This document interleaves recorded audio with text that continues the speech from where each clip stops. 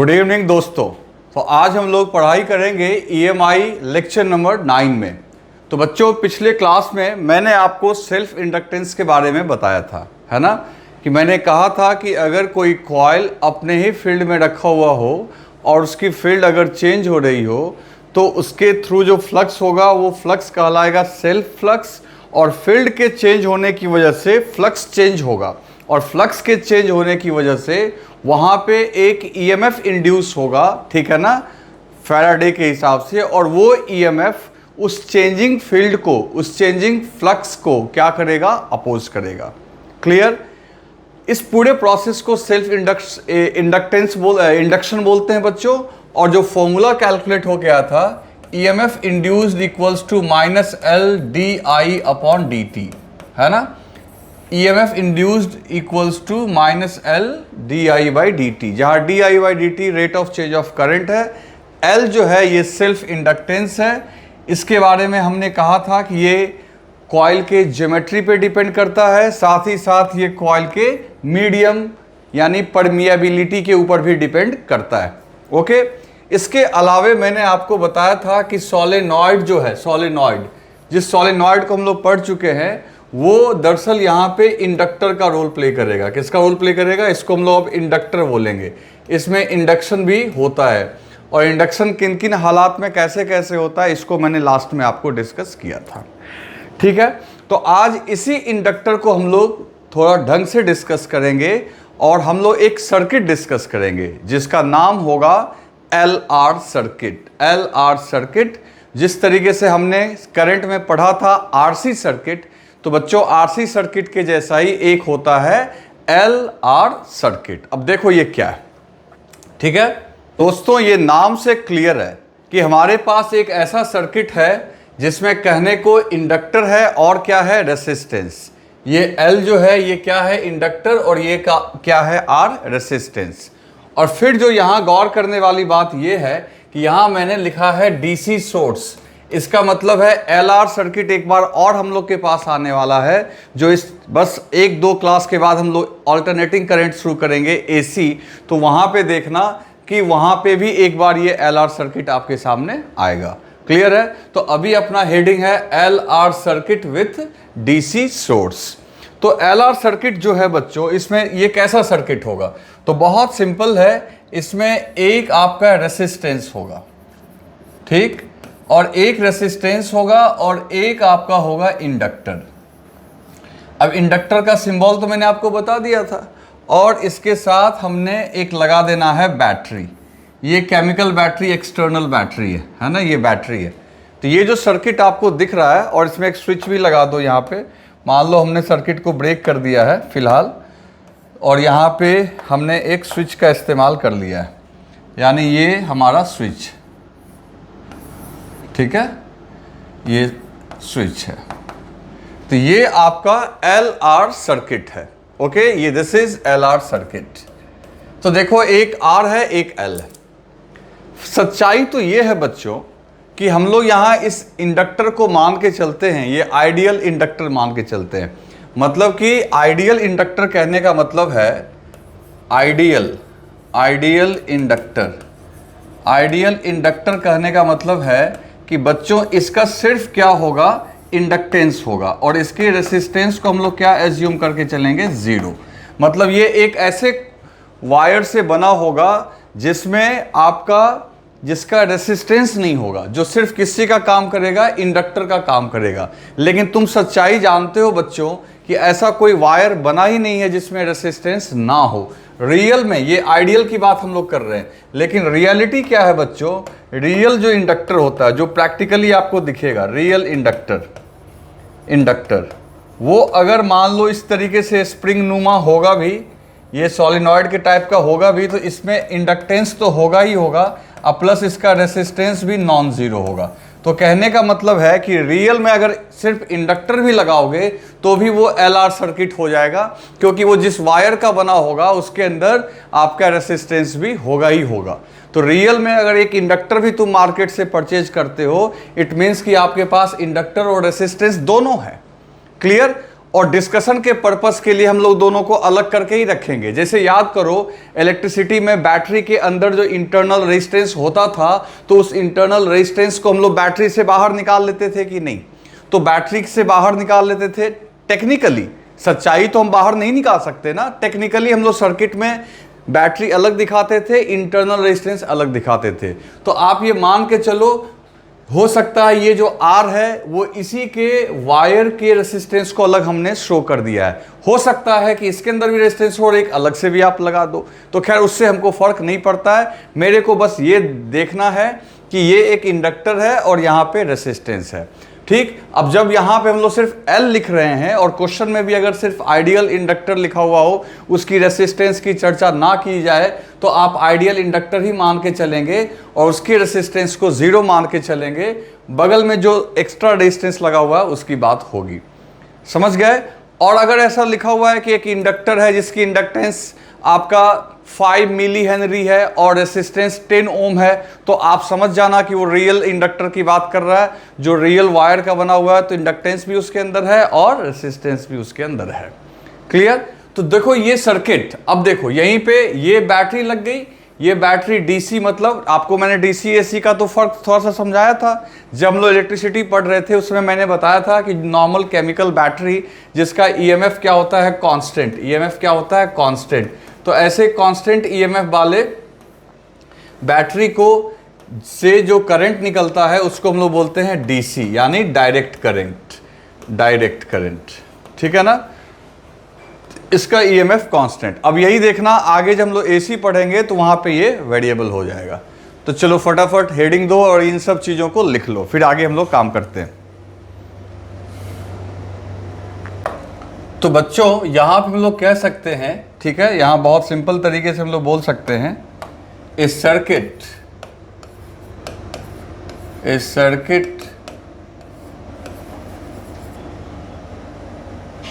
इसको थोड़ा छोटा किया जाए। A circuit consists of a resistance and inductor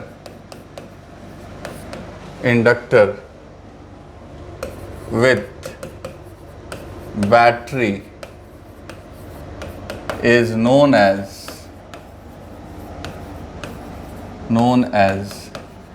LR circuit.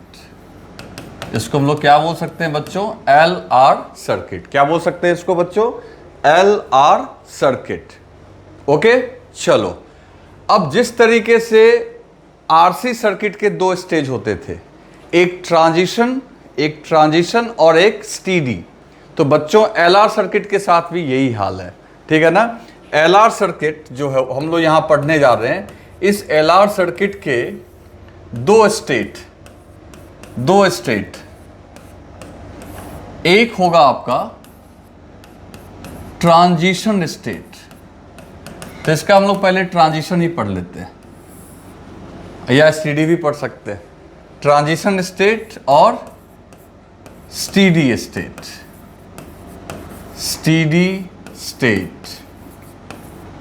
ठीक है बच्चों। स्टीडी स्टेट बहुत सिंपल है, आप देखो। तो एक ट्रांजिशन स्टेट हो गया और दूसरा हो गया स्टीडी स्टेट। चलो तो हम लोग सबसे पहले बात करते हैं स्टीडी का ही, क्योंकि ये छोटा है, 2 लाइन में काम खत्म हो जाएगा। असली तो अपने को ट्रांजिशन पढ़ना है। तो बच्चों अगर बात कर रहे हैं हम लोग यहाँ पे स्टीडी स्टेट की, तो देखो क्या होगा। स्टीडी स्टेट देखो of LR circuit, of LR। तो इसमें सीधा लिखना है, in this case current through the circuit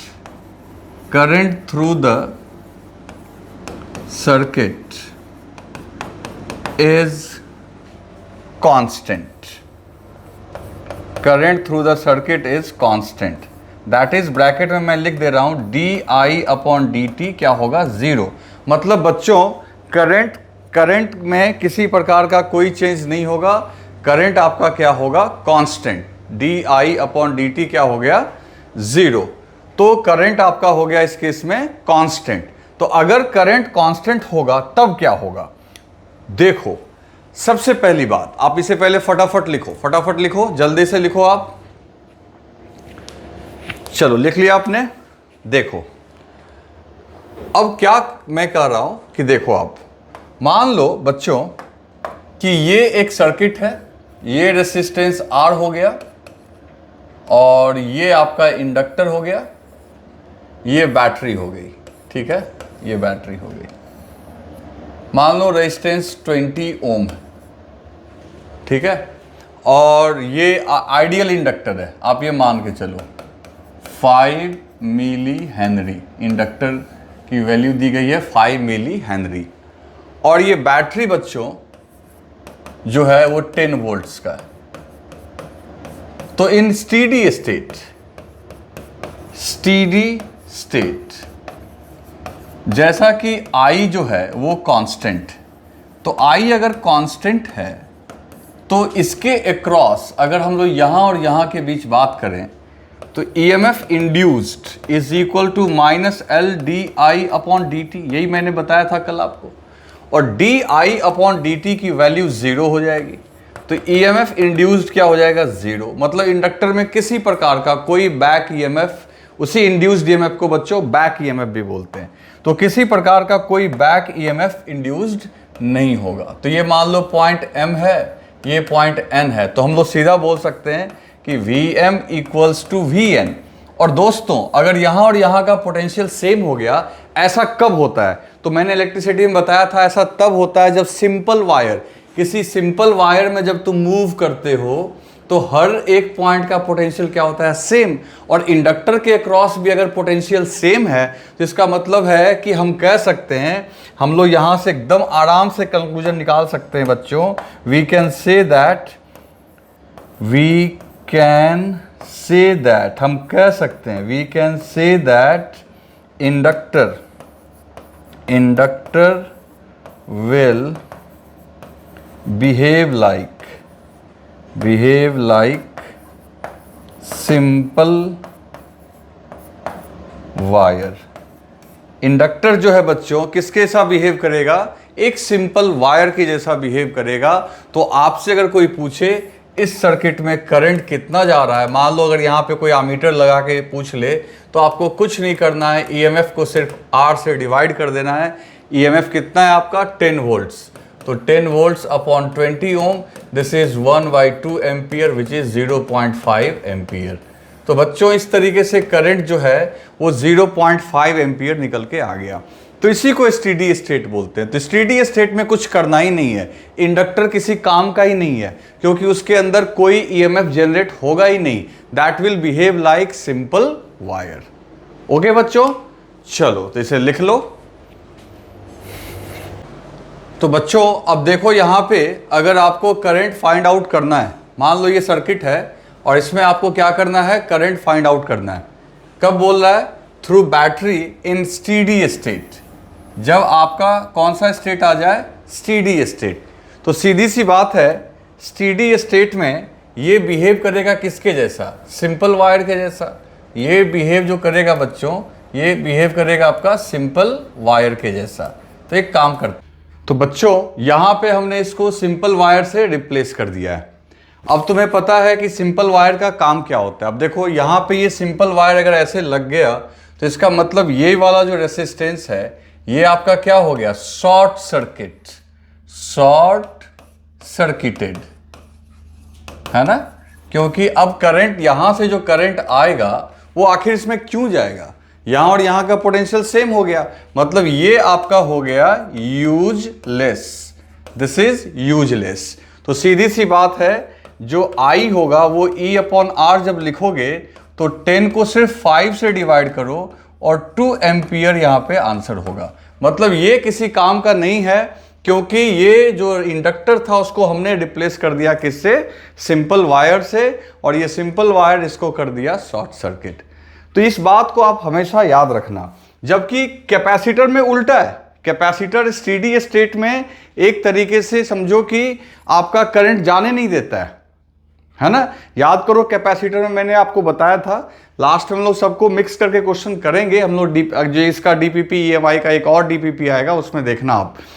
तो मेरा कहने का मतलब है कि कैपेसिटर जो है स्टेडी स्टेट में करंट अलाउ नहीं करता है, वो ओपन वायर की तरह बिहेव करता है। और ये स्टेडी स्टेट में देखो आपको एक सिंपल वायर की तरह काम करता है जो कि करंट को अलाउ करता है, और ये किसी के अगर पैरेलल लगा हुआ है तो रेसिस्टेंस किसी काम का होगा। तो दोस्तों नेक्स्ट हेडिंग है अपना LR circuit in transition state. ठीक है, अब चलो इस पे अपने को काम करना है। तो जैसा कि मैंने आपको भी बताया कि ट्रांजिशन स्टेट वो स्टेट है जिसमें करंट क्या होता है, वैरी करता है। करंट क्या कर रहा होता है बच्चों, वैरी कर रहा होता है। तो हम लोग बहुत सिंपल तरीके से लिख देंगे। पहली बात तो हम लोग वो स्टेटमेंट लिखेंगे कि in this case current through inductor will vary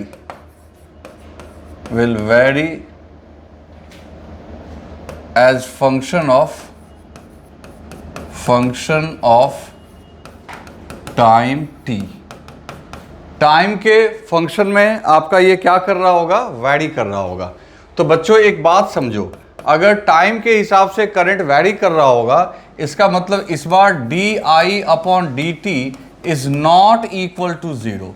तो इसका क्या मतलब हुआ, इसका मतलब हुआ कि there will be induction of EMF across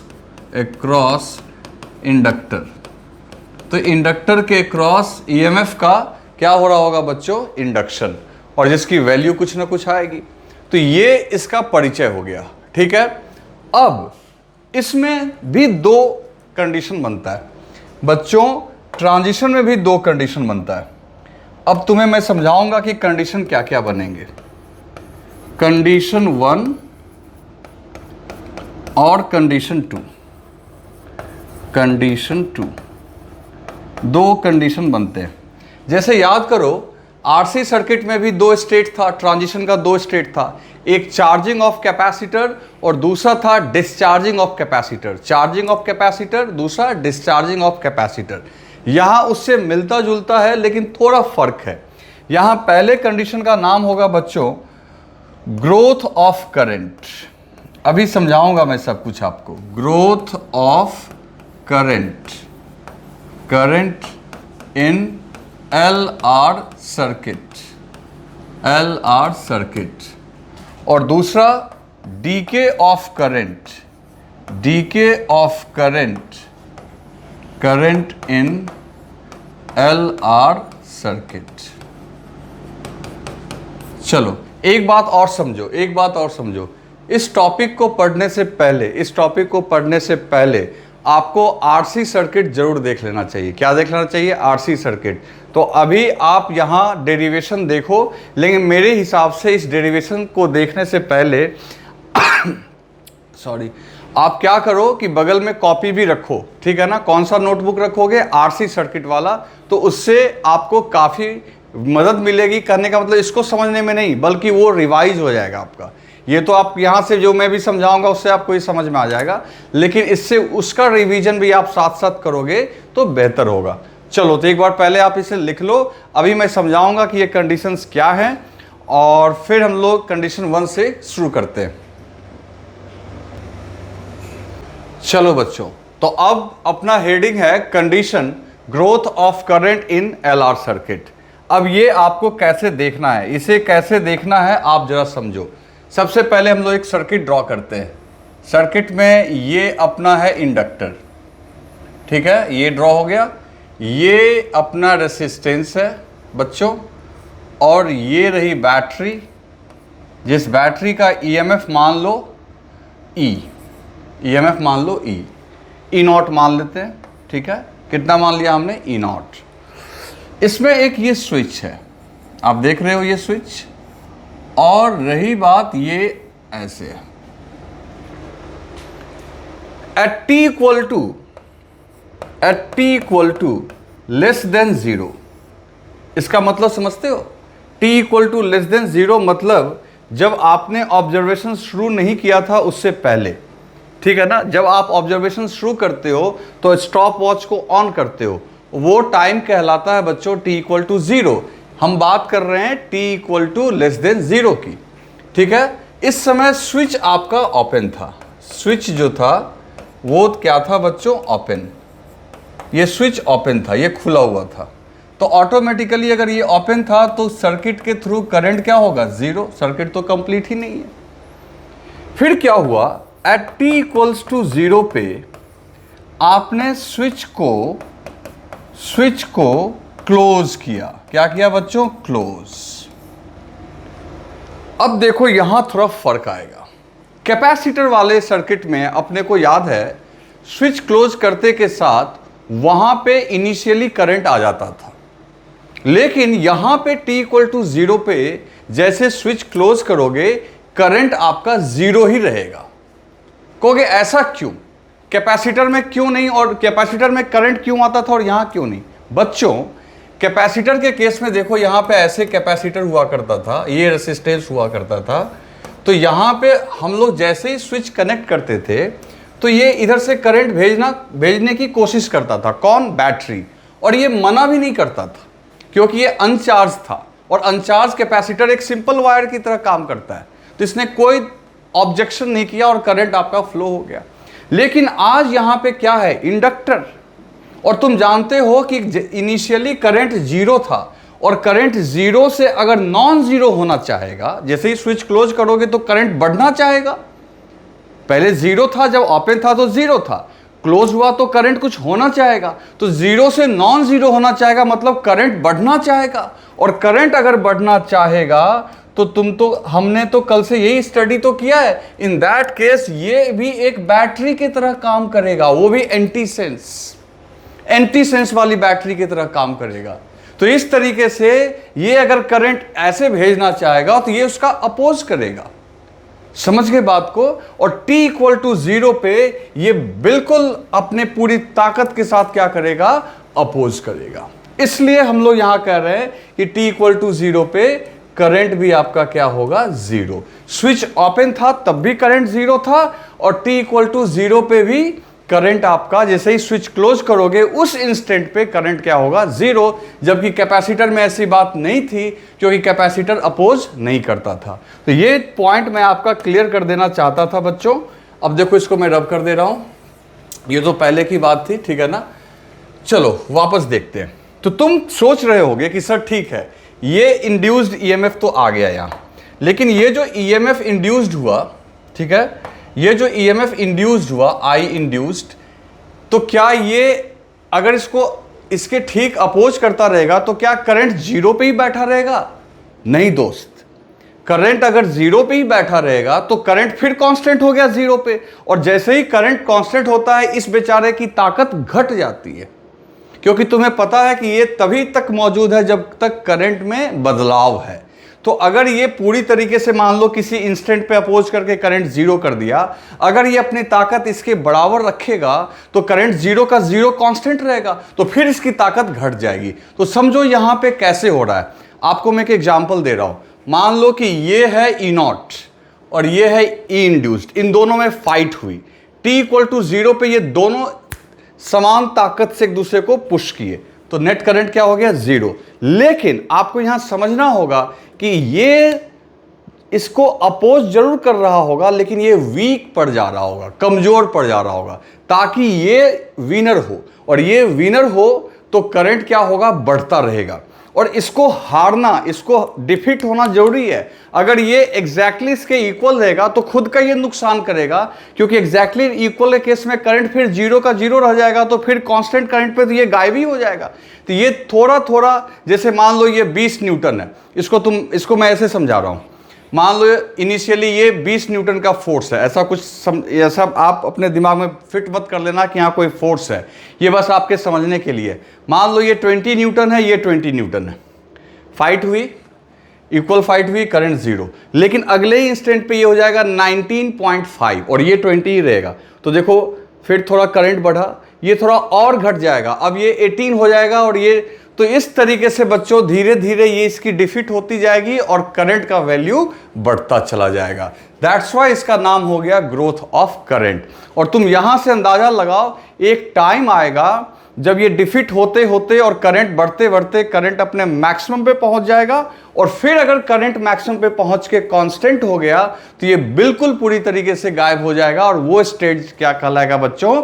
steady state. आई बात समझ में? तो इस तरीके से आपको ये समझ में आ गया कि इसमें करंट धीरे धीरे ग्रोथ करेगा, ठीक है ना। तो इस पोर्शन को आप 2-3 बार रिवाइंड करके सुनना, 1-2 बार नहीं, 2-3 बार सुनना। ये जो अभी 1-2 मिनट का मैंने बात बताया आपको, इसको 2-3 बार सुनना, तब जाके तुम्हारे कॉन्सेप्ट्स और क्लियर होंगे। क्लियर? क्योंकि रिवाइज करना तो बहुत आसान है ना भाई, डिजिटल में यही तो फायदा है कि आप इस पोर्शन को बार बार रिवाइज करके सुनो और फिर अपने दिमाग में एक पिक्चर बनाओ। चलो अब देखते हैं, आगे देखते हैं। तो एट टाइम टी, किसी टाइम टी पे, अब हम लोग टाइम टी की बात करते हैं। मान लो करंट हो रहा है आई, करंट आई हो रहा है। अब ये आई करंट जा रहा है, ये रेजिस्टेंस आई है, आई करंट जा रहा है। टाइम टी पे करंट की वैल्यू है, मान लेते हैं करंट इज इक्वल टू आई, और साथ ही साथ ये करंट इंक्रीज भी हो रहा है ना, अभी तक स्टेडी स्टेट में नहीं आ रहा है, तो करंट साथ ही साथ क्या हो रहा है बच्चों? बढ़ रहा है। तो बढ़ने का कुछ रेट भी होना चाहिए। तो मान लो suppose current is increasing at the rate of di upon dt, di upon dt के रेट से करंट क्या हो रहा है बच्चों? बढ़ रहा है। क्लियर? ये कब की बात हो रही है? टी टाइम की बात हो रही है, ठीक।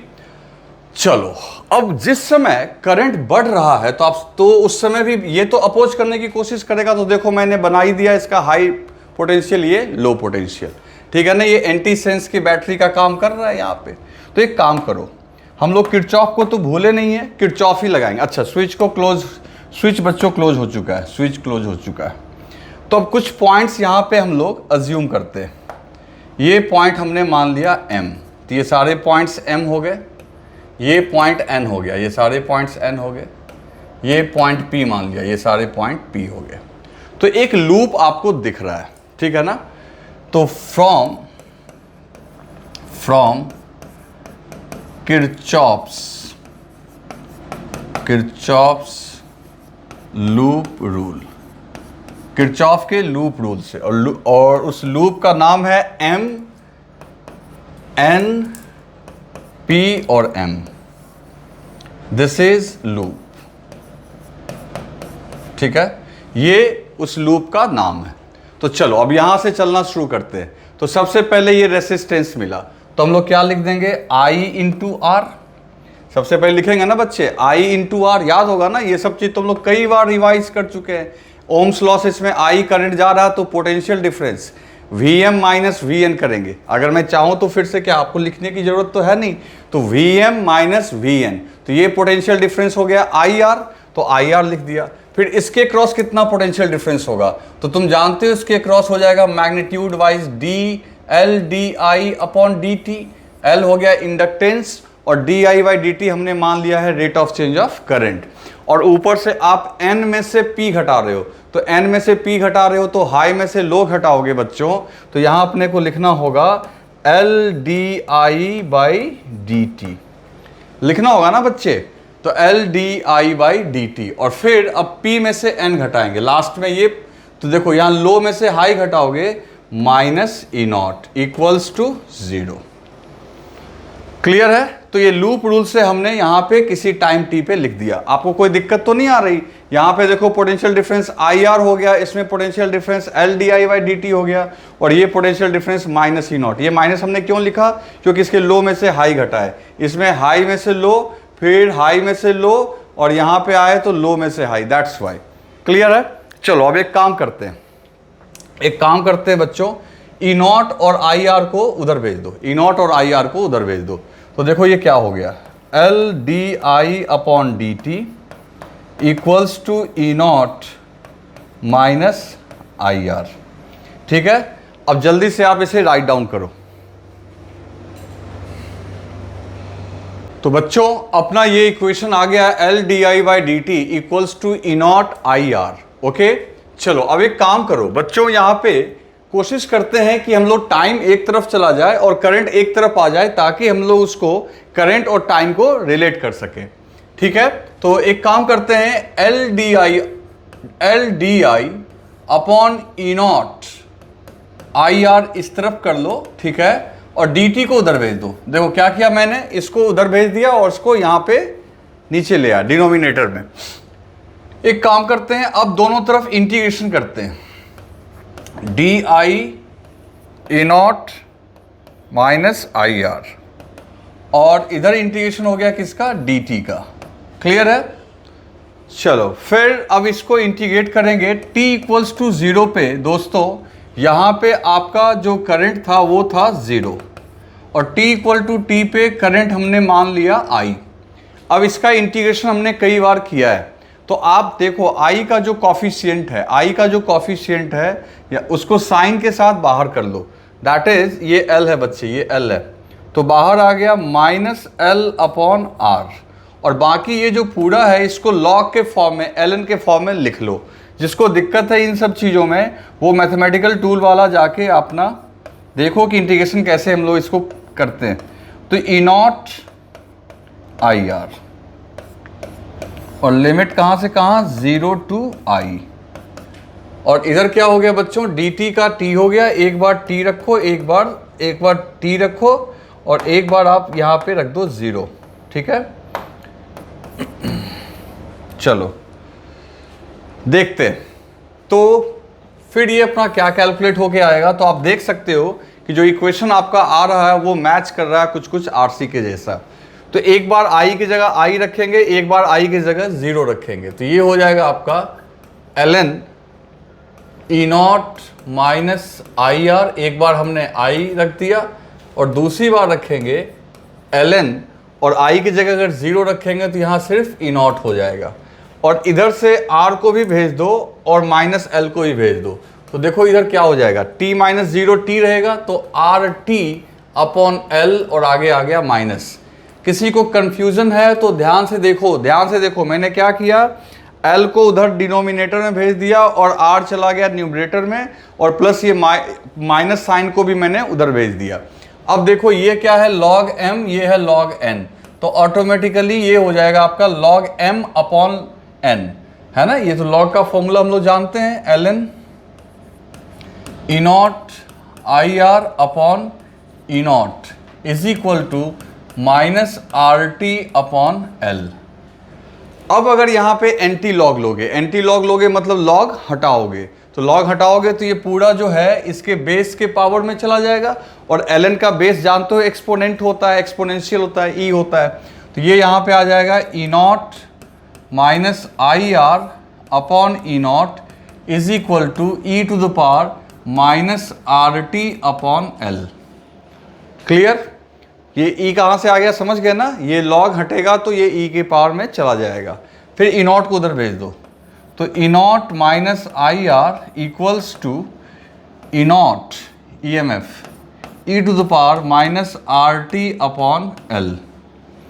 ठीक है दोस्तों, अब इसको इधर ले आते हैं और इसको आई आर को उधर ले जाओ, तो ये हो जाएगा E naught minus E naught E to the power minus R T upon L. ये इधर आ गया तो माइनस, और ये इधर चला गया तो प्लस हो गया आई आर। थोड़ा तरीके से लिख लेते हैं, यहाँ पे ई नॉट को कॉमन ले लेते हैं और आई इक्वल्स टू आर को उधर भेज दो, तो आई इक्वल्स टू बच्चों ई नॉट अपॉन आर, और ब्रैकेट में आ गया 1 minus E to the power minus T R upon L. यहाँ तक आप लिखो, उसके बाद हम लोग इस इक्वेशन को लेके डिस्कशन शुरू करते हैं। इसके ऊपर ही अपने को ढेर सारा डिस्कशन करना है, तो पहले फटाफट लिखो आप इसे जल्दी से। तो दोस्तों अपना इक्वेशन ये कैलकुलेट होके आया, I equals to E naught upon R 1 minus E to the power minus T R upon L. Okay, equation तो यही निकल के आया। जरा देखें कि ये इक्वेशन काम कर रहा है कि नहीं। At t equal to 0 put करोगे तो आपका ऑटोमेटिकली i जो आएगा वो ई नॉट अपॉन आर और ब्रैकेट में 1 माइनस 1 इक्वल्स टू 0। कहोगे 1 कहाँ से आ गया, तो भाई t का पावर 0 करोगे, t अगर 0 रख दोगे तो e का पावर 0 और एनीथिंग टू द पावर 0 क्या हो जाता है 1, तो 1 माइनस 1 क्या हो गया 0। तो बात सही है, t इक्वल टू 0 पे अपना करंट क्या था 0। अब इस हिसाब से देखो जैसे जैसे टाइम बढ़ेगा तो आप देखो ये इक्वेशन सजेस्ट कर रहा है कि करंट बढ़ेगा। कहोगे कैसे, तो सीधी सी बात है 1 माइनस, तो देखो इसको अगर ढंग से हम लोग लिखें, आप इसको ना ऐसे लिखना, आप देखिए क्या है अपना, इसको लिखना मत आप, बस मैं आपको समझाने के लिए बोल रहा हूँ। तो ये हो गया 1 और इसको हम लोग नीचे उतार लेंगे तो टी आर अपॉन एल। तो जैसे जैसे टाइम बढ़ेगा तो ये पूरा फैक्टर बढ़ेगा और ये पूरा फैक्टर बढ़ेगा तो ओवरऑल ये पूरा फैक्टर क्या होगा घटेगा। तो 1 में से समथिंग घटाओगे तो अल्टीमेटली आई तो बढ़ेगा ना, जो घटने वाली चीज है अगर वो खुद ही घट रही होगी तो आई क्या हो रहा होगा, बढ़ रहा होगा। तो आई का बढ़ना ही तो ग्रोथ कहलाता है बच्चों। यहां देखो करंट जो है वो ग्रोथ हो रही है कि नहीं करंट की, लेकिन सवाल ये है कि फाइनली करंट कितना होगा। तो तुम देखो जो अपना अभी सर्किट क्या था, ये अपना इंडक्टर था और ये अपना रेसिस्टेंस था। तो फाइनली जब स्टेडी स्टेट आएगा, ग्रोथ होके क्या होगा, एक टाइम आएगा जब करंट मैक्सिमम हो जाएगा। मैक्सिमम मतलब स्टेडी स्टेट, तो स्टेडी स्टेट में तो ये सिंपल वायर हो जाएगा और ये ई नॉट है, ये आर है। तो फाइनल करंट तो आपका I naught equals to E naught upon R होगा। This is the maximum current. तो करंट मैक्सिमम ग्रोथ होके कितना पहुंच सकता है, ई नॉट अपॉन आर, ठीक है ना, क्योंकि फाइनली ये क्या हो जाएगा सिंपल वायर। तो बच्चों एक बात समझो, यहाँ पे टाइम बढ़ने के साथ साथ करंट बढ़ रहा है, लेकिन मेरे को ये पता करना है कि किस टाइम पे आई की वैल्यू आई नॉट के बराबर होगी। आई की वैल्यू आई नॉट की बराबर होगी, आई नॉट जहां पे क्या है ई नॉट अपॉन आर, ये पता करना है। तो एक काम करो, इस इक्वेशन में रख दो।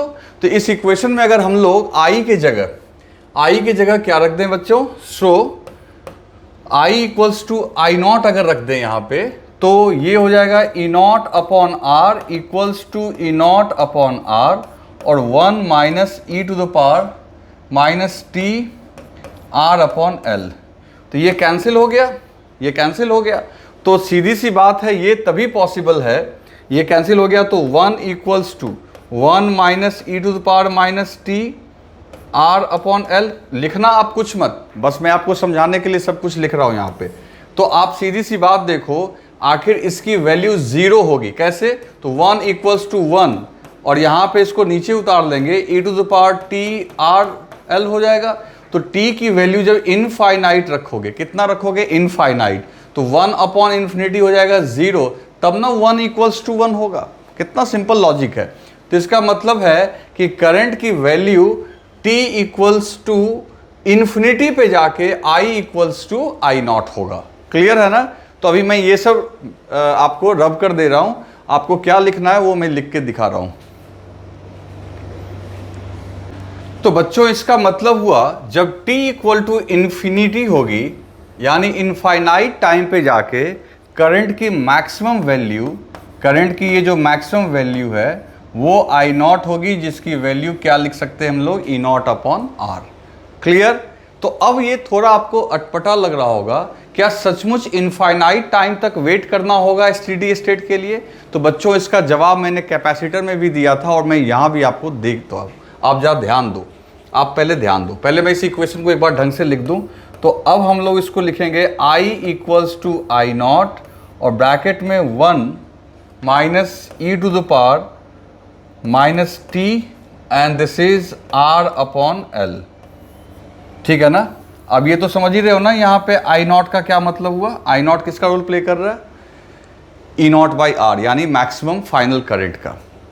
सवाल यह है कि क्या सचमुच इन्फिनिटी तक वेट करना पड़ेगा, तो जवाब है नहीं, ऐसा नहीं है। अभी देखो क्या होगा। आप जरा इस क्वांटिटी पे अब गौर करो, आपको मैं एक क्वांटिटी हाईलाइट कर रहा हूं, ये इस पे जरा गौर करना। आप देखो इस इक्वेशन को हम लोग फिर से लिख सकते हैं, I equals to I naught और ब्रैकेट में 1 t टू द पावर। अब याद करो कैपेसिटर में हम लोग यहां लिखते थे RC, T अपॉन RC।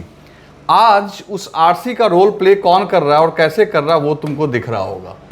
आज क्या हो रहा है बच्चों कि आज यहां पे L नीचे में, देखो L नीचे में है, R आपका इसके साथ न्यूमरेटर में था, उसको अगर नीचे ले आवे तो ये हो जाएगा आपका L अपॉन R, तो minus T L upon R। देखो ये R ऊपर था ना यहाँ पे, तो ये जो आपका यहाँ एक क्वांटिटी दिख रहा है L अपॉन R, इसका जो डायमेंशन होगा, ये इसका डायमेंशन जो होगा और यूनिट और इसका डायमेंशन जो होगा वो टाइम वाला होगा। किसका होगा? ये बहुत बार ऑब्जेक्टिव में पूछता है, क्योंकि देखो एक्सपोनेंट का पावर जो होगा वो यूनिट लेस और डायमेंशन लेस होना चाहिए। तो ऊपर में अगर टाइम है तो नीचे भी टाइम ही होना चाहिए, तो इसका मतलब L बाई R कोई ना कोई एक टाइम की ही वैल्यू देगा।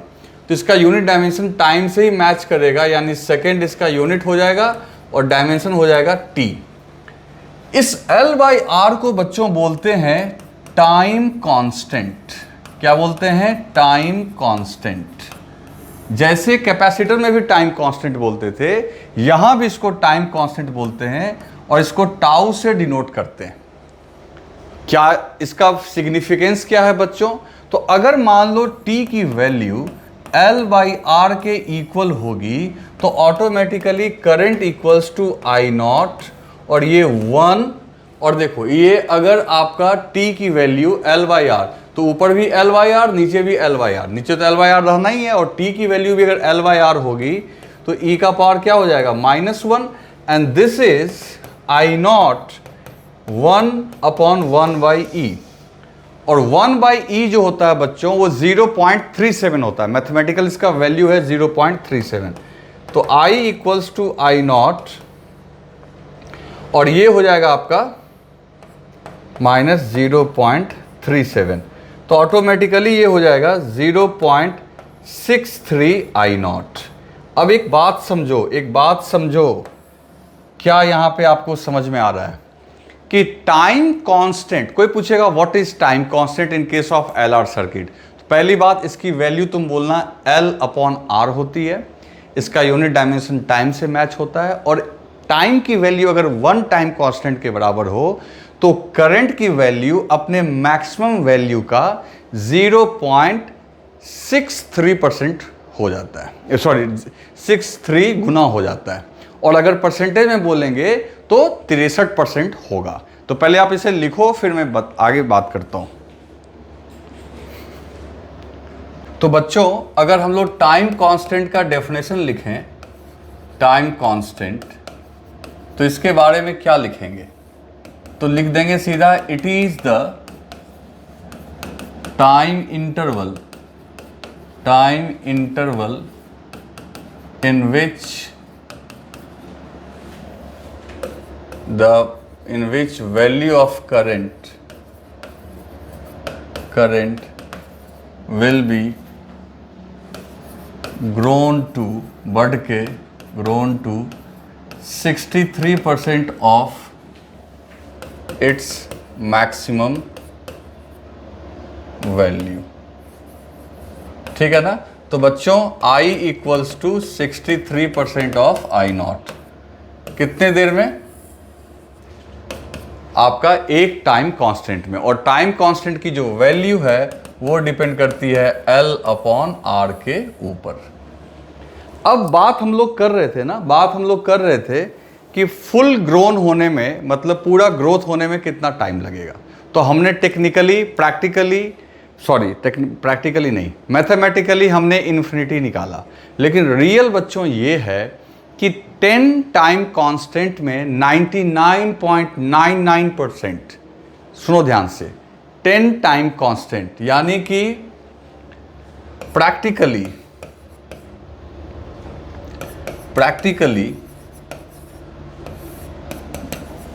in T equals to 10 L by R, 10 tau, I जो है वो क्लोज टू I नॉट हो जाता है। टेंस टू आई नॉट मैंने लिख दिया, मतलब कि आई लगभग किसके इक्वल होता है, आई नॉट के। और ये कोई बड़ा टाइम नहीं है, तुमको पता है ना एल मिली में होता है, तो ये मान लो एल मिली हेनरी का मतलब है मिली सेकेंड्स में ही कुछ ना कुछ आएगा, तो मिली सेकेंड्स में ही 99.9 आ जाएगा, तो टेक्निकली उसी को हम लोग फाइनल करंट मान लेंगे। आ रही है बात समझ में? तो इस तरीके से आपको इन्फिनिटी तक वेट करने की जरूरत नहीं है। क्लियर है बच्चों? आगे बात समझ में? चलो अब हम लोग बात करते हैं ग्राफ की, है ना, इसके लिए ग्राफ की बात करते हैं। Graph between I and time, ठीक है ना, करंट और टाइम के बीच। तो आपको कैपेसिटर आरसी वाला ग्राफ अगर याद होगा तो उससे ही मैच करता हुआ ग्राफ आएगा। बहुत सिंपल है, आपको बहुत मुश्किल नहीं होगा, आप मैथमेटिकली भी इसको ड्रॉ कर सकते हो। मैंने ऑलरेडी मैथमेटिकल टूल में इन चीज़ों के ऊपर डिस्कशन किया हुआ है। तो I equals to E naught by R, okay, और क्या था अपना, इसी को आई नॉट बोल रहे थे, 1 माइनस एल अपॉन आर। इसका जो ग्राफ आएगा बच्चों, ये हम लोग ग्राफ पढ़ते समय इसको हम लोगों ने सीख रखा है कि इसका ग्राफ कैसे ड्रॉ करना है, तो हम उसके डिटेल में हम लोग यहाँ नहीं जाएंगे। आप जाके देखो ग्राफ में कैसे मैंने बताया था कि करंट और टाइम के बीच ग्राफ कैसे, या फिर आरसी में तो मैंने ऑलरेडी डिस्कस कर रखा है। तो जो इसका ग्राफ आएगा बच्चों वो कुछ इस तरीके से आएगा। ओरिजिन से शुरू होगा क्योंकि t इक्वल टू 0 पे करंट यहाँ 0 था, ठीक है ना। जैसे वहाँ चार्ज था ना, ग्रो चार्ज, चार्जिंग वाला, जो चार्ज का ग्राफ है वो इसके केस में करंट का ग्राफ होगा। और उसके बाद ये फिर करंट ग्रोथ होता होता फिर आप इसको फ्लैट कर दोगे। फ्लैट करने का मतलब ये हुआ बच्चों कि जो करंट की वैल्यू है वो आई नॉट की वैल्यू जो आएगी वो इन्फिनिटी पे ही आ पाएगी, इसके लिए हमने इसको फ्लैट कर दिया, ठीक है। और दूसरी बात ये कि एक वैल्यू अगर देखें हम लोग, दैट इज़ यहाँ पे L अपॉन आर पे, तो वो वैल्यू करीब करीब 0.63 आई नॉट के इक्वल होगी, ठीक है। तो ये आपका यहाँ पे I वर्सेस T ग्राफ आया। दोस्तों अब करंट वर्सेस टाइम ग्राफ के बाद एक ग्राफ हम लोग और बनाएंगे, वो ग्राफ बनाएंगे induced EMF versus time, okay. देखो आप सबसे पहली बात, यहां पे आप इंड्यूस्ड ईएमएफ की बात करोगे तो उसका फॉर्मूला हम लोग लिखेंगे -L di upon dt, clear. अब जब आप इसको, ये करंट का फॉर्मूला है, जब आप इसको डिफरेंशिएट करोगे, मैं डायरेक्ट लिख दे रहा हूं, ठीक है ना, आप चाहो तो डिफरेंशिएट करके लिखना चाहो तो लिख सकते हो। तो आपका ये सारा कैलकुलेशन करके मैं पहले ही बता दे रहा हूं, ये आएगा आपका -E naught e to the power -t upon L upon R। ये जो है ईएमएफ इंड्यूस्ड, ये आपका उस सोलेनॉइड में, उस इंडक्टर में जो ईएमएफ आपका डेवलप होगा उस ईएमएफ का फॉर्मूला है। और ये माइनस साइन ये बता रहा है कि वो एंटी सेंस में, क्योंकि ग्रोथ ऑफ करंट में करंट बढ़ रहा है, तो अभी आपने देखा कि सोलेनॉइड जो है वो अपोज करेगा इस ग्रोथ का, तो वो जो ईएमएफ पैदा होगा वो नेगेटिव साइन के साथ। अगर सिर्फ इसकी मैग्नीट्यूड की बात करेंगे, ईएमएफ इंड्यूस्ड की मैग्नीट्यूड की बात करेंगे, तो वो हो जाएगा E naught minus T L upon R. तुम देख सकते हो t इक्वल टू 0 पे, t इक्वल टू 0 पुट करोगे तो ईएमएफ इंड्यूस्ड का जो मैग्नीट्यूड है वो E नॉट के इक्वल आ रहा है। मैग्नीट्यूड की बात हो रही है, डायरेक्शन के साथ तो माइनस भी आ जाएगा, ठीक है ना, मैग्नीट्यूड उसके बराबर है, तभी तो तुमने देखा था t इक्वल टू 0 पे वो कंप्लीटली अपोज कर दिया। और फिर उसके बाद तुम देख सकते हो कि जैसे जैसे टाइम बढ़ेगा, जैसे मॉड ऑफ इंड्यूस्ड ईएमएफ जो होगा वो E naught upon e to the power t और L अपॉन R है ना, इसको नीचे उतार लेंगे। तो जैसे जैसे टाइम बढ़ेगा बच्चों, आप बताओ इंड्यूस्ड ईएमएफ घटेगा कि नहीं घटेगा। तो वही चीज़ हो रही थी कि करंट जैसे जैसे ग्रो कर रहा था, जो उसका अपोजिंग फैक्टर है वो डिक्रीज करेगा, और स्टेडी स्टेट में तो वो बिल्कुल ही गायब हो जाएगा। और हम लोग कह सकते हैं बच्चों यहाँ पे कि at t equal to infinity, t equal to infinity पे ईएमएफ इंड्यूस्ड जो है वो हो जाएगा आपका 0। लेकिन आप जानते हो इनफाइनाइट तक आपको वेट करने की ज़रूरत नहीं है। और साथ ही साथ अगर t की वैल्यू L/R होगी, दैट इज टाइम कांस्टेंट, तो EMF इंड्यूस्ड जो होगा बच्चों वो 0.37 ऑफ मैक्सिमम EMF होगा। ये सारा कुछ कैपेसिटर के जैसा ही चल रहा है। क्लियर?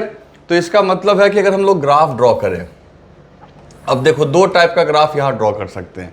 अगर EMF के इंड्यूस्ड EMF के मॉड का ग्राफ ड्रॉ करें तब तो ये माइनस हटा के हम लोग कर देंगे, और उस केस में ये ग्राफ ऐसा होगा कि t=0 पे इसकी वैल्यू E0 होगी, और टाइम बढ़ने के साथ साथ इसकी वैल्यू क्या होगी, डिक्रीज होती चली जाएगी और इन्फिनिटी पे घट के 0 हो जाएगी। लेकिन अगर हम लोग मान लो साइन के साथ ड्रॉ करना चाहते हैं तब तो आपको इसका इंटरसेप्ट लेना पड़ेगा नेगेटिव। मान लो ये टाइम है, तब तो आप यहाँ पे लो -E0, क्योंकि t=0 पे EMF -E0, और तब वो ग्राफ जो आएगा बच्चों वो कुछ इस तरीके का आएगा। ठीक है, तो आप एग्जाम में चेक कर लेना कि आपको वो मॉड ऑफ इंड्यूस्ड EMF पूछ रहा है या इंड्यूस्ड EMF के साइन के साथ। तो ये दोनों ही ग्राफ करेक्ट है, और क्यों ऐसा हुआ वो मैंने आपको बता दिया। ठीक है ना? तो देखो t=0 पे EMF का मैग्नीट्यूड पूरा है जो इंडक्टर में है, और जैसे जैसे टाइम बढ़ रहा है वो डिक्रीज हो रहा है, और इनफाइनाइट पैरेलल करने का मतलब क्या है कि ये एग्जैक्ट इसकी वैल्यू कहाँ पे होगी, इन्फिनिटी पे 0 होगी। चलो इसे लिख लो जल्दी से।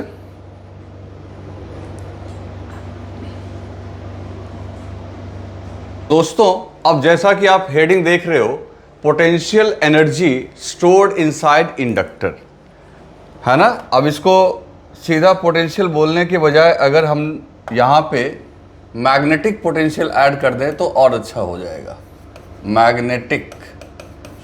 अब जिस तरीके से देखो कैपेसिटर के अंदर भी एनर्जी स्टोर्ड होती थी। कैपेसिटर पे जब हम लोग चार्ज लोड करते थे तो कैपेसिटर के बीच में एनर्जी स्टोर्ड हो जाती थी, है ना? और वो स्टोर होती थी इलेक्ट्रोस्टैटिक पोटेंशियल एनर्जी। तो ठीक इसी तरीके से बच्चों इंडक्टर के केस में भी आपका उसके इनसाइड में आपका मैग्नेटिक फील्ड जो आपका जनरेट होगा उसमें मैग्नेटिक पोटेंशियल एनर्जी स्टोर्ड होगी। मैं क्या बोलना चाह रहा हूँ, अभी आप डायग्राम देखो, आपको समझ में आ जाएगा। जैसे देखो अभी जो हमारा सर्किट था उसी सर्किट की बात करते हैं। ये इंडक्टर, ये रेसिस्टेंस, और ये हो गई बैटरी। तो किसी टाइम t पे जब इसमें करंट I जा रहा था बच्चों, तो ये करंट I इस इंडक्टर से भी जा रहा था, और I मान लो di/dt से इंक्रीज कर रहा था। ये रेट ऑफ ग्रोथ था, मान लेते हैं rate of growth of current. Clear है बच्चों?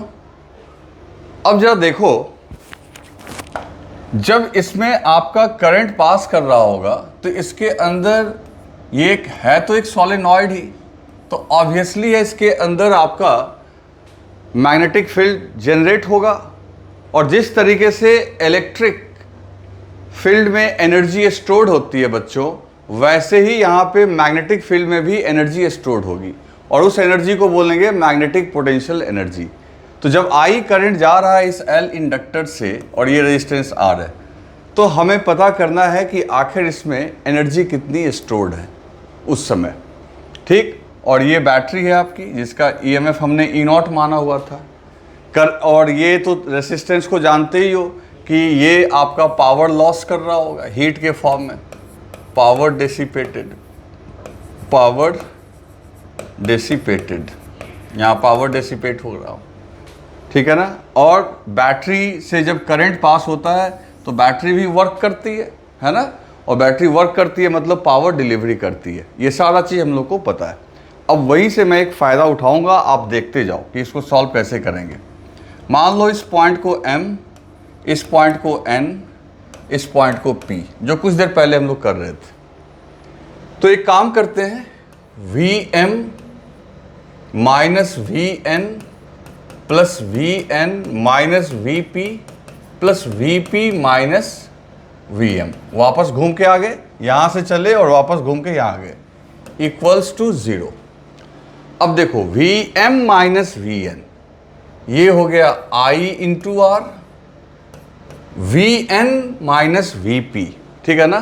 तो देखो जब ग्रोथ ऑफ करंट हो रहा है तो ये एंटी सेंस की बैटरी का काम कर रहा है, तो Vn माइनस Vp, तो हाई में से लो घटा रहे हो, तो ये हो गया L di अपॉन dt, और Vp minus Vm, Vp minus Vm, negative में से पॉजिटिव घटा रहे हो, तो ये हो गया minus E naught equals to 0। ठीक, अब इनको थोड़ा ढंग से अरेंज कर लेते हैं, इसको उधर ले जाते हैं। तो ये कुल मिला के बच्चों आपको क्या दिखेगा, E naught equals to I R plus L D I upon D T, ये इक्वेशन आ गया। अब यहाँ पे एक हम लोग लॉजिक लगाएंगे और देखना वहाँ से हम लोग इसको कैलकुलेट करने का बहुत सारा तरीका है, आपके अलग अलग बुक्स में अलग अलग तरीके से दिया हुआ है। आप ये देखो ज़्यादा कंफर्टेबल है, अभी आपके सामने मैं कर रहा हूँ। अब क्या करो, इस पूरे इक्वेशन को I से मल्टीप्लाई कर दो, तो I से मल्टीप्लाई कर दोगे तो ये हो जाएगा ई नॉट इंटू आई, ये हो जाएगा बच्चों आई स्क्वायर आर, और ये हो जाएगा बच्चों L I D I upon D T. क्या किया मैंने, पूरे इक्वेशन को I से मल्टीप्लाई कर दिया। अब पहचानो कौन क्या है। ई नॉट इंटू आई जो है, आपको याद होगा, ये आपने ऑलरेडी पढ़ रखा है करंट इलेक्ट्रिसिटी में। बैटरी से जाने वाले करंट को बैटरी के ईएमएफ से मल्टीप्लाई करते हैं, तो this is rate of work done by battery. ये बैटरी के द्वारा रेट ऑफ वर्क डन हो गया, या इसको बोल सकते हो पावर सप्लाइड बाय बैटरी, है ना बच्चों। और रही बात आई स्क्वायर्ड आर की, व्हाट इज दिस, तो आपको पता है आई स्क्वायर्ड आर जो होता है बच्चों, ये रेट ऑफ एनर्जी डिसिपेटेड, है ना।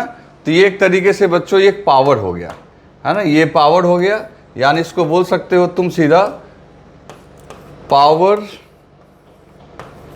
डिसिपेटेड इन रेसिस्टेंस। तो एक बात समझो, ये इक्वेशन में ये है पावर, ये भी है पावर, तो तुमको पता है कि आप सेम नेचर वाले चीज़ों को ऐड करके ही एक चीज़ पाते हो। तो पावर तुम्हें तभी मिलेगा जब पावर को पावर के साथ ही ऐड करना चाहिए। What is power, rate of work done, या rate of change of energy को भी बोलते हैं। वर्क क्या है, एनर्जी ही तो है। तो हम लोग एक लॉजिक लगाते हैं। क्या लॉजिक लगाते हैं, बैटरी के द्वारा जो पावर सप्लाई किया गया, या यूं कह लो बैटरी ने जो वर्क किया उसका कुछ हिस्सा रेसिस्टेंस में डिसिपेट हुआ, और कुछ हिस्सा जो है वो इंडक्टर में एनर्जी को स्टोर करने में लगा हुआ है। यहां डिसिपेट तो हो नहीं सकता, स्टोर ही हो सकता है कैपेसिटर के जैसा। तो ये अगर मान लो पावर डिसिपेटेड का फॉर्मूला है, ये पावर सप्लाइड का है, तो ये जो होगा बच्चों L I D I upon D T, ये कुछ और नहीं बल्कि D U B upon D T. क्या ऐसा मैंने क्यों लिखा, क्योंकि ये सब रेट है, तो ये भी एक रेट होना चाहिए। तो किससे का रेट होना चाहिए, तो rate of change of potential energy of inductor, inductor के पोटेंशियल एनर्जी के बदलने का दर है, जो कि एनर्जी का रेट भी तो पावर ही हो गया। यानी ये आपका हो गया rate of change of potential energy with respect to time, यानी पावर ही एक तरीके का हो गया जो इंडक्टर में स्टोर हो रहा है, इस हिसाब से एनर्जी वहां स्टोर हो रही है। यानी D U B, U for potential energy, B for magnetic field. आप इसे जल्दी से लिख लो, फिर मैं आगे बात कर रहा हूं। तो चलो बच्चों, अब यहां देखो D U B by D T equals to आ गया आपका L D I by D T, जिसका नाम हमने अच्छे से लिख दिया है rate of magnetic potential energy stored inside the inductor. Clear. अब चलो यहां से अपना आप देखो काम बन जाएगा। कैसे काम बनेगा वो अभी आप देखो। तो बच्चों इसका मतलब ये हो गया कि D U B by D T, तो एक काम करते हैं, नीचे से डी टी कैंसिल कर देते हैं, तो D U B equals to L I D I लिख सकते हैं। छोटा सा change in potential energy is equal to L D I. तो टोटल चेंज अगर अपने को निकालना है डी यू बी, तो सीधी सी बात है u initial to u final. अगर du को इंटीग्रेट करोगे, इंटीग्रेशन में लिमिट तो डालोगे, और इधर l कांस्टेंट है, तो i टू di। तो सोचो इंडक्टर को जब हमने स्टार्ट किया था, करने का मतलब उसमें करंट का ग्रोथ जब शुरू किया था, तो इनिशियल करंट क्या था, 0। और मान लो किसी समय करंट क्या चल रहा है, i, तो हमें i के टर्म्स में एनर्जी निकालनी है। तो जिस समय आपका सोचो कि करंट 0 था, उसमें कोई करंट ही नहीं था, no current no magnetic field, क्योंकि मैग्नेटिक फील्ड का फॉर्मूला इंडक्टर के अंदर क्या होगा, इंडक्टर मतलब आप दिमाग में सेट रखो, इंडक्टर मतलब सोलेनॉइड। तो इंडक्टर के अंदर मैग्नेटिक फील्ड का फॉर्मूला होता है B equals to mu naught N I. तो अगर I ही आपका 0 होगा बच्चों, तो ऑटोमेटिकली मैग्नेटिक फील्ड 0, और मैग्नेटिक फील्ड 0 तो UB भी क्या होगा, 0, क्योंकि ये जो पोटेंशियल एनर्जी है ये एसोसिएटेड किसके साथ है, मैग्नेटिक फील्ड के साथ, और मैग्नेटिक फील्ड किसके साथ एसोसिएटेड है, करंट के साथ। तो करंट 0 तो इनिशियल पोटेंशियल एनर्जी भी क्या हो जाएगी, 0। और जब I करंट है तो मान लो उसमें की पोटेंशियल एनर्जी UF है, ठीक है ना। तो यहाँ से हम लोग क्या लिखेंगे बच्चों, तो du का इंटीग्रेशन u हो जाएगा, तो एक बार u लिखोगे, एक बार 0 लिखोगे, ub लिख लो, uf को मान लो ub, तो एक बार ub लिखोगे, एक बार 0 लिखोगे। इधर देखो ये x dx का इंटीग्रेशन मतलब x स्क्वायर बाई 2 जैसा हो गया, तो x स्क्वायर बाई 2 जैसा हो गया, तो ये हो जाएगा i स्क्वायर बाई 2, 2 को बाहर निकाल लो, एक बार i की जगह i रखोगे तो i स्क्वायर, और एक बार 0, है ना। आई डी आई का इंटीग्रेशन तो आई स्क्वायर ही होगा ना बच्चे। तो इस तरीके से यू बी, अब देखो आपके सामने क्या फैंटास्टिक फॉर्मूला निकल के आ गया। तो बच्चों किसी भी इंडक्टर के अंदर ये जो यू बी निकल के आया, U B equals to half L I square. अब ये कैपेसिटर के जैसा ही देखने में लगता है, हाफ सी वी स्क्वायर, तो वैसा ही निकल के आया बच्चों। ये यू बी जो है, ये यू बी है potential energy stored in inductor. ये इंडक्टर के अंदर पोटेंशियल एनर्जी स्टोर्ड है। और L क्या है बच्चों, L क्या है, तो L है उसका इंडक्टेंस, I क्या है उसमें जाने वाला करंट। क्लियर। तो अब एक टर्म और हम लोग सीखेंगे। देखो अब ये हो गया आपका इंडक्टर, तो तुम जानते हो इंडक्टर मतलब सॉलिनॉइड। तो ये जितनी भी एनर्जी है, ये जो भी एनर्जी है बच्चों, ये सारी एनर्जी इस फील्ड में ही आपकी मौजूद होगी, इसी फील्ड में मौजूद होगी, बाहर तो मौजूद होगी नहीं। तो एक काम करते हैं, जिस तरीके से कैपेसिटर में एनर्जी डेंसिटी डिफाइन किए थे, यहाँ भी एनर्जी डेंसिटी डिफाइन कर सकते हैं।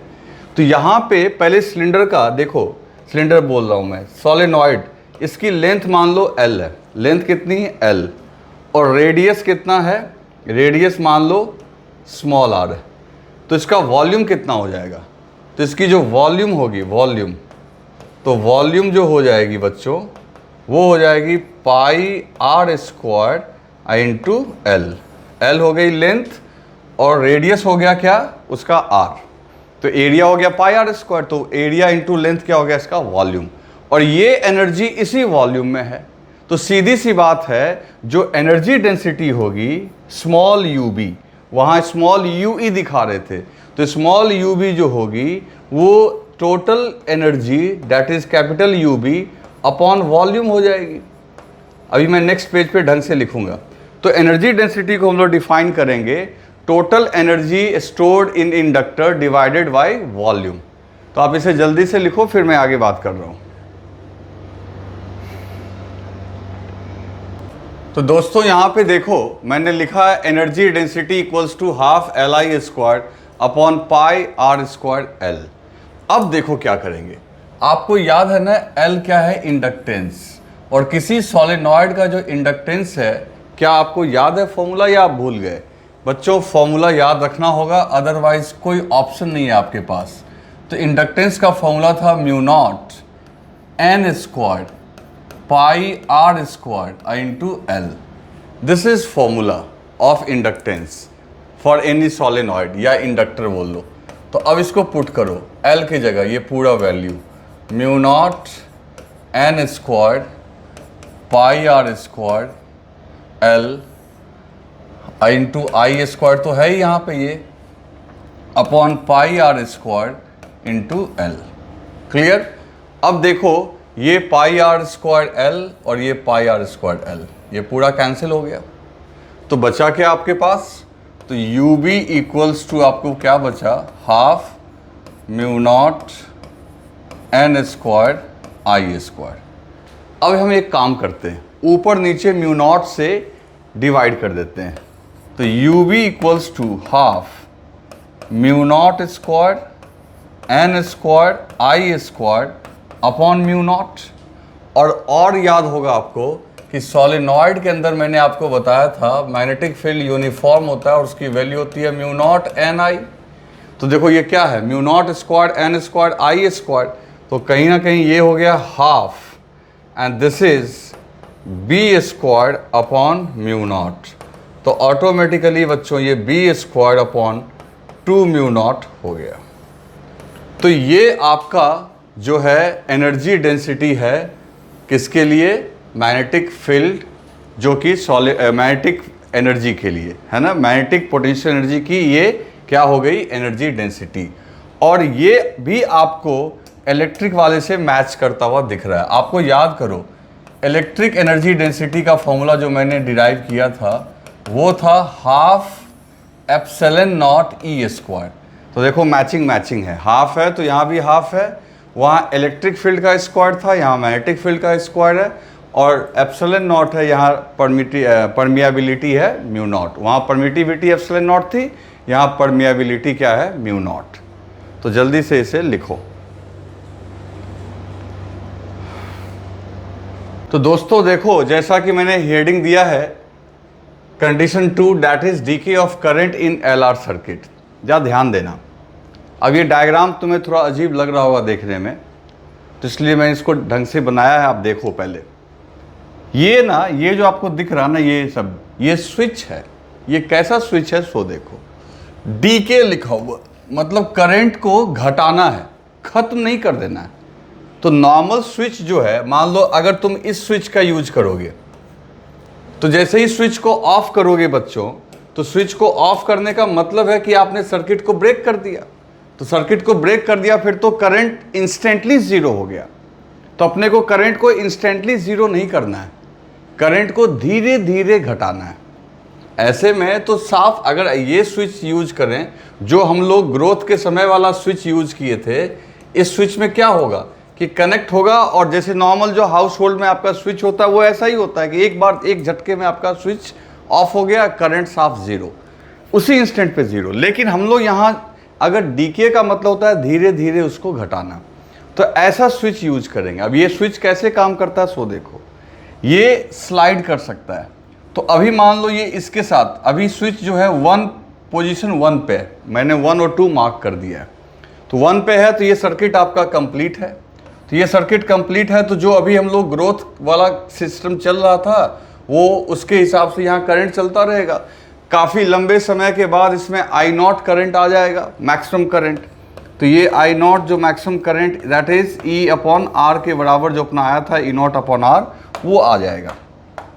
ठीक है, लंबे समय तक अगर आप छोड़ दोगे तो ग्रोथ होके फाइनली तो मैक्सिमम अचीव हो ही जा रहा था।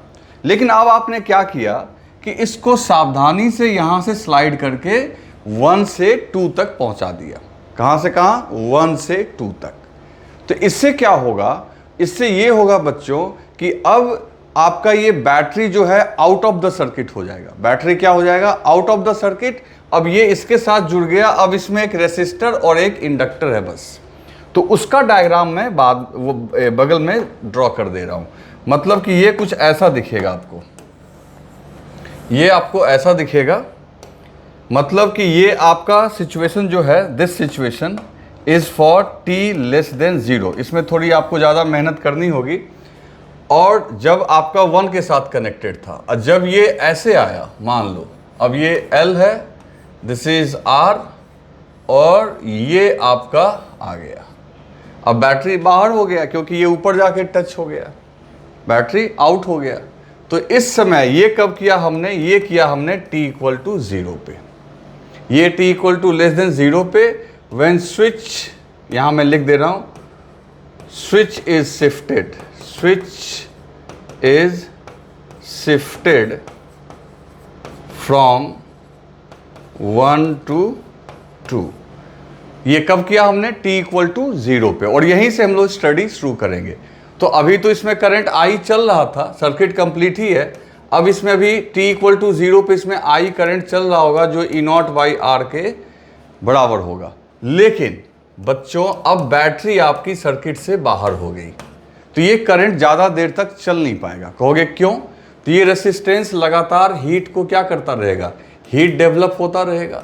तो हीट डेवलप्ड होगा तो ऑटोमेटिकली एनर्जी डिक्रीज करेगी, और एनर्जी डिक्रीज का मतलब है, और पहले क्या था, बैटरी थी जो वर्क करके उस करंट को मेंटेन कर रही थी।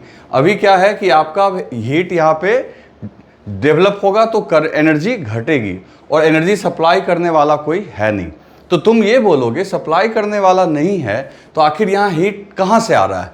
तो अभी कुछ देर पहले हमने पढ़ा था कि इंडक्टर में अगर करंट जा रहा होता, जैसे देखो जब इसमें करंट जा रहा था तो बच्चों इसने कुछ एनर्जी स्टोर कर लिया था।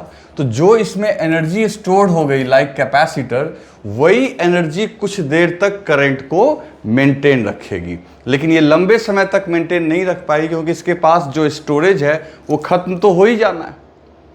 तो ये चाहेगा बेचारा मेंटेन करना, लेकिन ये मेंटेन कर नहीं पाएगा।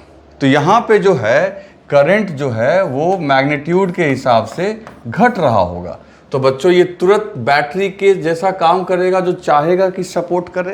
तो अब ये सेंस में बैटरी का, ये बैटरी के जैसा काम करने लगा, इधर वाला लो वोल्टेज, इधर वाला हाई वोल्टेज।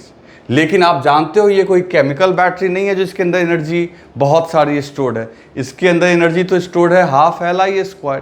वो एनर्जी जब तक रहेगी तब तक ये कोशिश करेगा करंट को मेंटेन करना, लेकिन एक समय आएगा कि करंट आपका 0 हो जाएगा। ठीक है, तो वही हम लोग डिस्कस करेंगे अभी टाइम के फंक्शन में कि करंट कैसे कैसे घट रहा है। तो आप ये डायग्राम बना लो, फिर आगे बात करते हैं हम लोग। तो बच्चों अब यहाँ पे देखो, अब यहाँ पे हम लोग मान लेते हैं कि ये आपका इंडक्टर है L और ये रेजिस्टेंस है R। ठीक है, तो मैंने यहाँ लिखा है suppose at any time t current through circuit is I। इस सर्किट के थ्रू कितना करंट है बच्चों, I। ओके, और ये करंट घट रहा है किस रेट से, -di/dt। अब ये माइनस मैंने क्यों लिखा, तो तुम तो जानते हो ना बच्चे, d का मतलब होता है चेंज, है ना। और यहाँ चूंकि करंट क्या हो रहा है आपका, घट रहा है, तो निश्चित तौर पे di चेंज जो आएगा वो नेगेटिव आएगा। तो नेगेटिव आएगा, तो चूंकि हमने ये एडमिट कर लिया कि दिस इज नेगेटिव, तो उस नेगेटिव की वजह से अंदर जो छुपा हुआ नेगेटिव है उसको पॉजिटिव करने के लिए हमने यहाँ माइनस लिख दिया, ताकि हम जब आप एक बार बोल रहे हो कि ये लॉस हो रहा है, तो लॉस होने के बाद अपने वर्ड्स में तो लॉस बोल दिया, तो अब आप क्या, अब तो कोशिश करोगे ना कि उसका मैग्नीट्यूड सिर्फ बताएं, दैट मस्ट बी पॉजिटिव। ठीक है, चलो ये मैग्नीट्यूड हो गया, वो घटने का दर। जैसे हम लोग बोलेंगे ना कि 2 एम्पियर पर सेकेंड से घट रहा है, ऐसा थोड़ी बोलेंगे -2 एम्पियर पर सेकेंड से घट रहा है, क्योंकि जब आप घटना बोलोगे कि डिक्रीज कर रहा है तब फिर माइनस नहीं लगाओगे। क्लियर? तो उसको अंदर छुपे हुए माइनस को प्लस करने के लिए ऐसा हमने किया है। अब यहाँ पे एक लूप में चल लेते हैं। ठीक है, तो लूप में चलना बहुत आसान काम है। ये M पॉइंट हो गया, ये N हो गया, और ये फिर तो सिंपल वायर है तो M ही हो गया। तो बहुत इजी हो गया बच्चों। ये अब देखो Vm minus Vn plus Vn minus Vm। अब ये आपका एक बैटरी की तरह काम करेगा जो सेंस में होगा, जो कोशिश करेगा करंट को मेंटेन रखें, इक्वल्स टू 0। फिर यहाँ देखो M में से N, हाई में से लो घटाओगे, तो बच्चों हाई में से लो घटाओगे तो ये हो गया आपका I इंटू R। ओके, फिर ये लो में से हाई घटाओगे तो लिखोगे माइनस, और कितना ईएमएफ होगा ये, तो उसका मैग्नीट्यूड हो जाएगा L, अब ब्रैकेट में माइनस di/dt। अभी देखो कंफ्यूजन नहीं होना चाहिए, ये माइनस किसके लिए है समझ में आ गया ना। तो हम लोग तो जानते हैं ना इंड्यूस्ड ईएमएफ होता है L into rate of change of current, तो वो क्या है माइनस di/dt। ये माइनस किस लिए है, ये माइनस इसलिए क्योंकि लो वोल्टेज में से हाई घटा रहे हो। ये माइनस किस लिए है, क्योंकि करंट आपका डिक्रीज हो रहा है, इक्वल्स टू 0, इसलिए चिंता की बात नहीं है। तो खैर अब ये माइनस इस माइनस को क्या कर देगा प्लस। तो आपके पास इक्वेशन क्या निकल के आने वाला है, आपके पास इक्वेशन निकल के आने वाला है IR equals to IR equals to बच्चों IR इक्वल्स टू की जगह प्लस LdI/dt इक्वल्स टू 0। अब ये प्लस कैसे हुआ, तो ये माइनस माइनस क्या हो गया प्लस, ये इक्वेशन आया। अब देखो यहां से हम लोग क्या करेंगे, IR को और उधर भेज देते हैं, तो ये हो गया LdI/dt equals to minus IR। अब L को उधर भेज देते हैं, dt को ऊपर भेज देते हैं और I को इधर ले आते हैं, तो ये हो गया di/I equals to minus RdT/L। बहुत सिंपल कैलकुलेशन है, दोनों तरफ अब इंटीग्रेशन लगा दो, di/I और ये कांस्टेंट है, ये बाहर आ गया dt। क्लियर। अब t इक्वल टू 0 पे आपका याद करो करंट मैक्सिमम था I0, ध्यान दो ये उल्टा है, ये डीके वाला, इनिशियली करंट आपका मैक्सिमम था, और t इक्वल टू t पे आपका करंट कितना था I। अब di/I का इंटीग्रेशन तो log I हो जाएगा, तो ये ऑटोमेटिकली ये हो गया ln I, और लिमिट कहाँ से कहाँ I0 से I, और इधर हो गया बच्चों माइनस R/L, और ये हो जाएगा t, dt का इंटीग्रेशन t। तो आप जल्दी से लिखो फिर आगे बात करते हैं हम लोग। तो बच्चों लिमिट पुट करने के बाद ये आ जाएगा ln I minus ln I0, तो इसको हम लोग लिख सकते हैं ln I/I0 log m/n equals to minus TL/R। अब अगर एंटी लॉग लोगे तो ये हो जाएगा I/I0 is equal to e⁻ minus TL/R। और देखो ये इक्वेशन कितना बढ़िया निकल के आ गया, e⁻ माइनस TL/R, ये L है ठीक है ना, ये आपका डीके ऑफ करंट निकल के आ गया, और ये बिल्कुल पूरी तरीके से मैच खा रहा है। अगर t इक्वल टू 0 करोगे तो देखो I इक्वल्स टू I0 आ जाएगा, और जैसे जैसे टाइम बढ़ रहा है करंट आपका घटेगा, और I इक्वल्स टू 0 कब होगा बच्चे, वो तभी होगा जब t की वैल्यू क्या होगी इनफाइनाइट। और यहाँ भी टाइम कांस्टेंट हम लोग लिख सकते हैं, टाइम कांस्टेंट जो होगा वो L/R है, और अगर t की वैल्यू टाउ के बराबर है तो करंट अपने मैक्सिमम वैल्यू का मात्र 37% बचेगा। क्लियर। इतना सिंपल सा ग्राफ सिंपल हो गया आपका। इसका अगर ग्राफ ड्रॉ करना चाहें तो ग्राफ भी हम लोग ड्रॉ कर सकते हैं बच्चों। ग्राफ कैसे ड्रॉ होगा, तो बहुत सिंपल है। आप इस बार जो है आप कैपेसिटर याद करो, ये I है ये T है, तो t इक्वल टू 0 पे करंट आपका क्या है यहाँ मैक्सिमम, और जैसे जैसे टाइम बढ़ेगा करंट आपका डिक्रीज होगा। दिस इज द कर्व, आप देख लो। और जिसको भी ग्राफ में दिक्कत है वो मैथमेटिकल टूल वाला जाके देखो, वहाँ मैंने बहुत ढंग से इन ग्राफ को डिस्कस किया हुआ है पहले ही, एक्सपोनेंट के ग्राफ को। और टाइम कांस्टेंट जो है यानी t इक्वल्स टू टाउ पे आपका जो करंट होगा वो 0.37 I0 के बराबर होगा। ठीक है दोस्तों, आगे बात समझ में। अच्छा, अब रहेगा बात EMF का। तो बच्चों EMF इंड्यूस जो होगा इसके लिए आप यहाँ पे क्या करोगे, वो फॉर्मूला होता है LdI/dt, यही तो होता है। तो आप यहाँ पे सीधा I की वैल्यू, हालांकि पूछता नहीं है ये सब चीज़, अगर पूछेगा तो आप इसको भी लिख सकते हो, और मैं डायरेक्ट लिख दे रहा हूँ ये कितना आएगा, इसका फॉर्मूला वही आएगा, E naught E to the power minus T L by R, इसका फॉर्मूला सेम आएगा। बस यही है कि अब ये सेंस में काम करेगा, समझ गए ना। और ग्राफ भी इसका अगर ड्रॉ करना चाहेंगे तो इसका ग्राफ पहले की तरह ही होगा कि बेचारा इनिशियली बहुत ज़्यादा होगा और फिर धीरे धीरे धीरे धीरे वो भी ज़ीरो हो जाएगा।